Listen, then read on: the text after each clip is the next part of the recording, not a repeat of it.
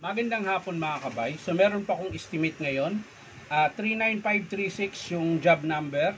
Ang model nito mga kabay, DWE8100S. So ito mga kabay, di siya gumagana. Ayan, sasaksak natin. Ayan. So wala po siyang power.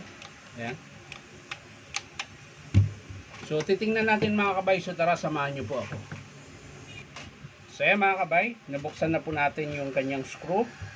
Ayan. So check natin yung kanyang cord mga kabay. Ayan. Unahin muna natin sa cord.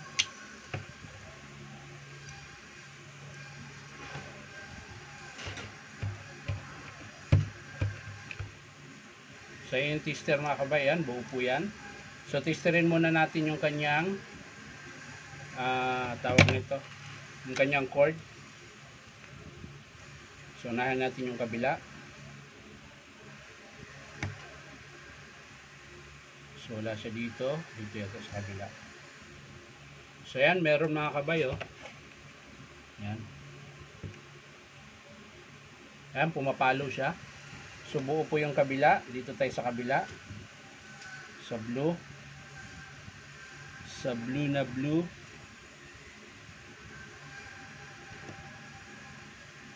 Pumalo ba? Hindi ko kita. Yun, pumalo mga kabay. So ibig sabihin mga kabay, walang problema sa kanyang cord. So dito tayo sa carbon dahil nakita ko maiksi na yung carbon. Ayan. Diretso tayo dito sa carbon. Ayun, no.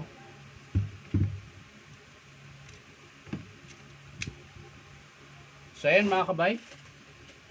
Labas po yung stopper. Ayan. Nakalabas na po yung stopper niya. Ayan. Ayan. So tatanggalin natin ito mga kabay. Yung stopper niya. Ayan. Sa mga original na carbon mga kabay, may ganito. Ayan. Pag naabot na po yung spring, hihinto na po siya, hindi na siya gagana. So ito iti-testing natin. Balik natin yung lumang carbon. Baka dito lang, sigurado, dito lang siguro to dahil wala naman siyang ibang dahilan. So malalaman natin yan mga kabay kapag ibinalik natin yung carbon na luma. Ayan.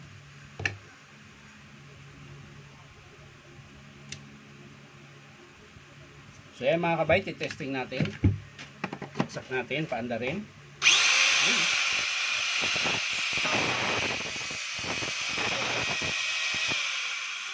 So carbon brush lang po yung sira mga kabay. So kakabitan na po natin to diretso dahil sigurado ako papagawa to ng customer dahil carbon lang naman. So kukuha lang ang carbon mga kabay. So ito na po yung carbon mga kabay. Ayan. So ang part number ng carbon nito mga kabay, baka kung gusto nyo bumili, NE299831. O kaya sabihin nyo sa tindahan na bibilhan nyo, DWA8100S. Alam na po nila yung carbon niyan. Kapag dito kayo bibili sa Powerman Hardware. Dito lang po yan nabibili sa Powerman Hardware, 530 T. Alonso, Santa Cruz, Manila. So ito yung bago mga kabayan, mahaba. Ayan. So kakabit natin. Ayan. Gamit lang kayo ng flat screw. Mas maganda kung manipis or maliit para hindi sagabal.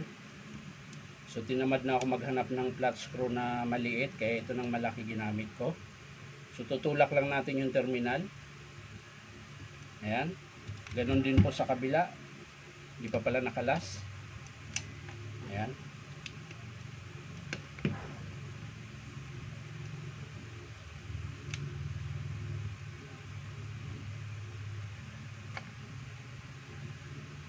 Yan.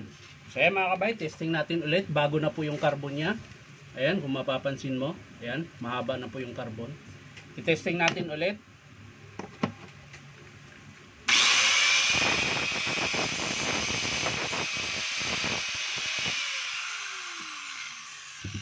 So ito lang po yung dahilan mga kabay kung bakit ayaw gumana. Ayan, papakita ko po sa inyo yung spring. Yung pinaka-stopper niya mismo. Ayan. Yan, meron po siya naka-usli. Kung mapapansin nyo, itong kabila wala. Ayan. Ayan. So, eto po pwede pa naman yan. Pag kinalas mo yan, tulad kanina, kinalas ko to, kaya siya gumana. Po pwede pa naman, kasi hanggang pinakapuno pa rin naman yan. Ayan. Kung salimbawang malayo kayo sa bilihan, pwede nyo pang gamitin. Pero dapat palitan mo na talaga. Kasi maiksi. So yan lang mga kabay. Maraming salamat sa panunood. At palike and share na rin po. At syempre po, baka naman pwedeng makahingi sa inyo ng isang subscribe dito po sa aking YouTube account na Inyong Kabay. So maraming salamat mga kabay sa panunood. Sa susunod ulit. Sa mga gusto magpa-repair, punta lang kayo dito sa Powerman Hardware 530 T. Alonso, Santa Cruz, Manila. So yan lang mga kabay. Maraming salamat ulit. Bye-bye.